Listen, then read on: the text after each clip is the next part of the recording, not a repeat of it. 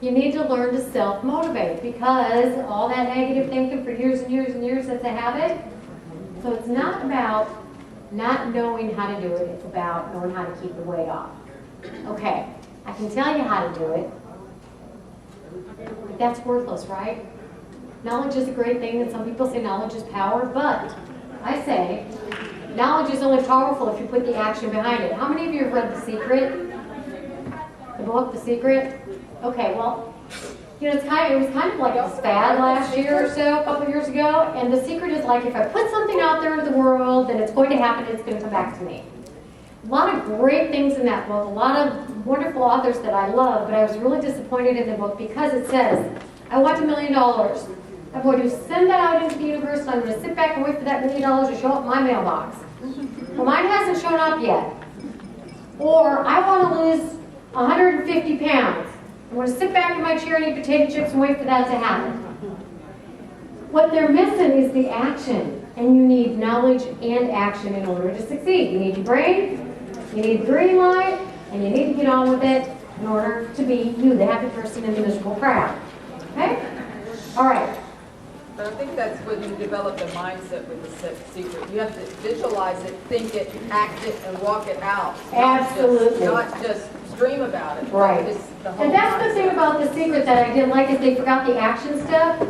But I believe that when you have that mindset, it kind of sets you into motion for the action. And I think that's implied, but it wasn't directly stated.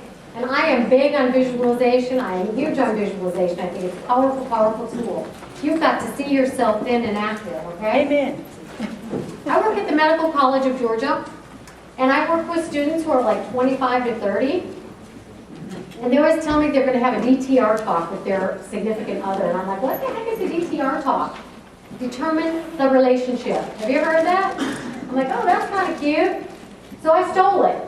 So I'm going to encourage you when you go home, whether you've had the surgery, whether you're getting ready to have the surgery, whether you're several years out, you're going to have a CTR talk with food, and that's a change the relationship talk with food. So here's how it goes. Go home, open your refrigerator, pull out the drawers, open the freezer, open all the cabinets, and you sit down and out loud you say, food, we're going to have a talk. You and me, chips, listen up. Oreos, pay attention. You and I, we've had a relationship for 10, 20, 40, 50, 60 years, I don't know. But the thing is, you know, something's gone awry here. You've been my friend, you've been there for me in good times, bad times, happy times, sad times. But look at me. I've abused you, I'm not healthy, something's got to change. So as of today, I will no longer live to eat. I shall eat to live. It's changing that mindset.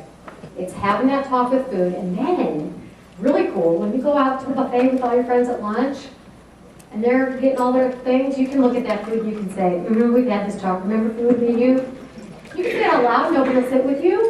Or you can just say it in your head, and but talk to the food. You can say, you know what, we had this talk, I said no and I meant no. Kind of like to talk with your kids. All right, you got to create a toolkit of how-tos. How to survive the holidays, how to go to the office when people have food. You got to get tools from obesityhelp.com. I encourage everybody to make a tip jar at home. Take a can, take a bottle, I don't care. If you have kids, let them help you. Think of 100 things to do when you have that craving and go pull one out of there. Even if it says go pick 5 leaves up out of the yard and throw them in the garbage can. The point is, you got to distract yourself. If you've got a baby and you've got a grandbaby or you're trying to child-proof your house, when they go for something, what do? You redirect them, right? You've got to learn to redirect yourself through those horrible cravings first. And if you have a toolkit, you can't think real straight right at the moment sometimes when you want to eat whatever it is you love to eat, go to your tool jar, or your tip jar, and pull something out. Okay, let's talk about the addiction thing. 25% of people who have this surgery switch addictions and become alcoholic or engage in some other behavioral addiction. What do I mean by other behavioral addiction? Somebody name a few. Shopping, sex, gambling. Gambling. Right, okay, you get the idea.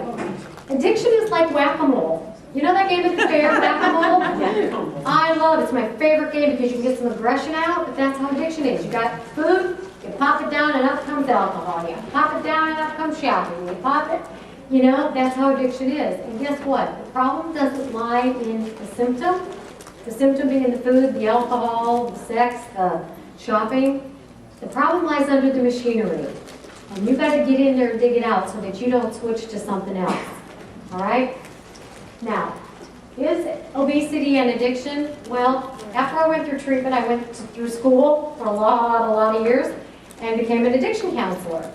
And here's the hallmark of an addiction. It's a pattern of behavior that you continue even though it's caused you problems in the past. So anybody who gets a DUI, does that automatically mean they're an alcoholic? No. Now, if somebody has a DUI and their wife is leaving them or their husband is leaving them because of their drinking, and they've lost their job, and their kids won't talk to them anymore, we got a pattern, right? If it's caused you problems in your life, it's probably a problem, right? Has your obesity caused you problems in your life? Absolutely. Health, number one, right?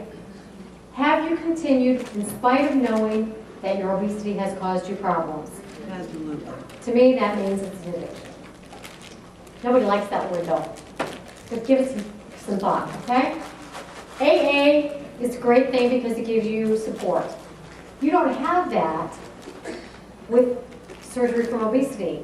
However, Obesity Help gives you that support. Your support group meetings give you support. And what you got to do if you're not going to switch addictions is you have to learn to live life on life's terms. What does that mean? It means you learn to deal with your feelings without using food or switching to something else. And let me tell you, I went to aftercare for a year after I went through treatment. And that is what kept me sober. I know it is. And so during that first year and 2 and 3 out, you've got to have tremendous amounts of support. And a lot of times it takes more than Obesity Help or your support group. You might need to go to counseling, okay? So this is where you go. This is Obesity Help is your AA. All right. You got to think like a thin person. If you want to be rich, you do what rich people do, right? If you want to be thin, you do what thin people do. And I was so upset when I found this book, and the only reason I was upset was because I didn't write it. The Beck Diet Solution by Dr. Judith Beck. The subtitle of the book is Train Your Brain to Think Like a Thin Person. I was blown away.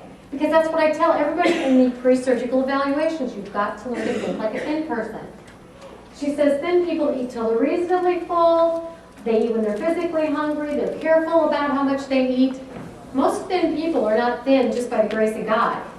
Those few people, we don't like them. We don't talk to them. We don't even consider them. Most thin people make choices to be thin. So read that book.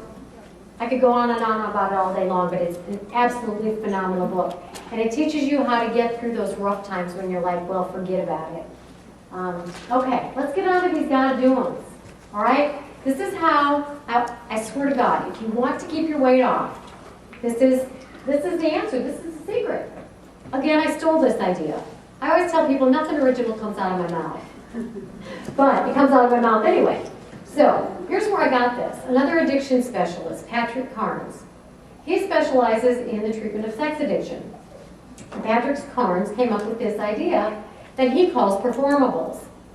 Now, his idea is, he came up with this list of performables, and he says, okay, people, I'll give you these 20 things, and I will guarantee you, if you do these 20 things, you will be in recovery 100% from your addictive behavior from sex addiction. If you do 10 of these things, then you've got a 50% chance of being in recovery. So you get the idea? I can give you the answer. If you do them, you have the recovery. If you don't, you don't. Okay, so that's what I'm going to do. I've come up with a list of 10 things, and I tell you, and this is your handout, and I even made it a little chart for you. So you can take it home, copy it off, put it in a binder, Monday, Tuesday, Wednesday, and check it off, and do these things.